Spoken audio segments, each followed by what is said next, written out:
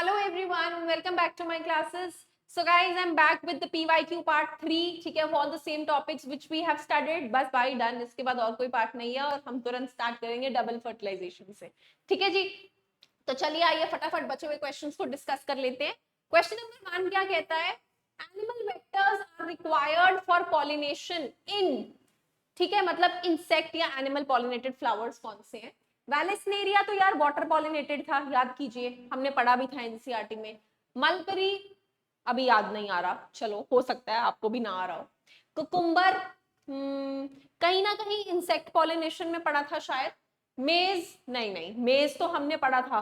Tassel इन कॉर्नकॉब याद है, wind water pollination, तो नहीं, वो भी नहीं. So the most suitable answer is cucumber. ठीक है, just because we have read it. So this was asked in NEET 2013.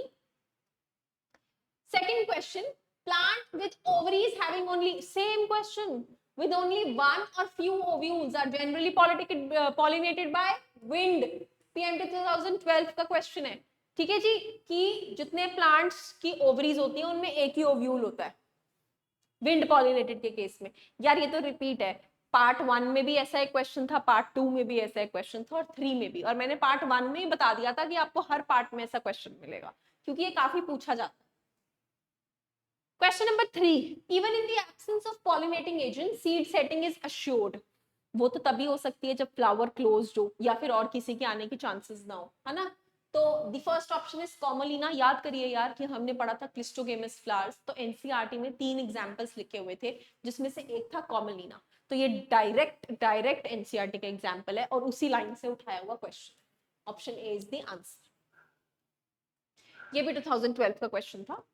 Question number 4, wind pollination किसमें कॉमन है? मोस्टली ग्रासेस में. This is also line written in your NCERT that wind pollination is commonly seen in grasses. This is asked in 2011 and the answer is B. In which one of the following pollination is autogamous? Autogamous मतलब self, है ना.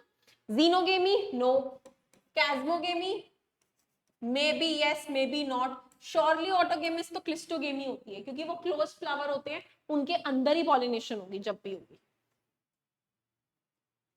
Question number 6, wind pollinated flowers are. हमने पढ़ा था अपनी video में जब हमने विंड पॉलिनेटेड डिस्कस किया था कि विंड पॉलिनेशन के केस में उनके जो पॉलन ग्रेन्स हैं वो छोटे से होने चाहिए, इजीली फ्लोएबल होने चाहिए, नॉन स्टिकी होने चाहिए, और ठीक है, और उनकी वन ही ओव्यूल होता है एक ओवरी में. ये कैरेक्टरिस्टिक्स हमने रीड की थी. Let's see the option.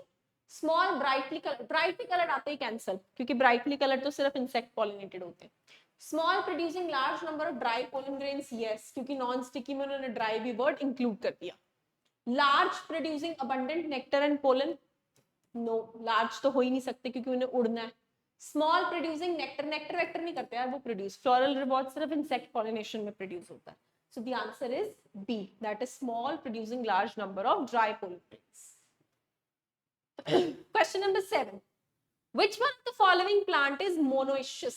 Monoecious जहां पे मेल फ्लावर भी है, फीमेल फ्लावर भी है, लेकिन बाइसेक्सुअल नहीं है, यूनिसेक्सुअल है और एक ही प्लांट पे बैठे हैं. So example of monoecious is Pinus.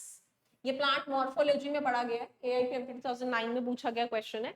Don't worry, जब हम मॉर्फोलॉजी कवर करेंगे वहां पे आपको दोबारा आएगा ये.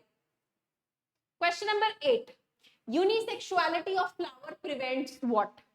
कि अगर प्लांट या फ्लावर यूनिसेक्सुअल है तो उसमें ऑटोगेमी तो हो ही नहीं सकती, है ना, उसमें तो कहीं दूसरे से ही आएगा flower. So it will prevent autogamy but obviously not geitonogamy unless and until the plant is dioecious. कि unless and until the plant is dioecious, yes, कि एक ही प्लांट पे दोनों. That was all. These were the total MCQs past year में जो पूछे गए थे based on these topics of artificial hybridization, pollen pistil, pollination, agents, etc. I hope you liked all the PYQ videos and I will now come up with the next topic, that is double fertilization. Thank you so much.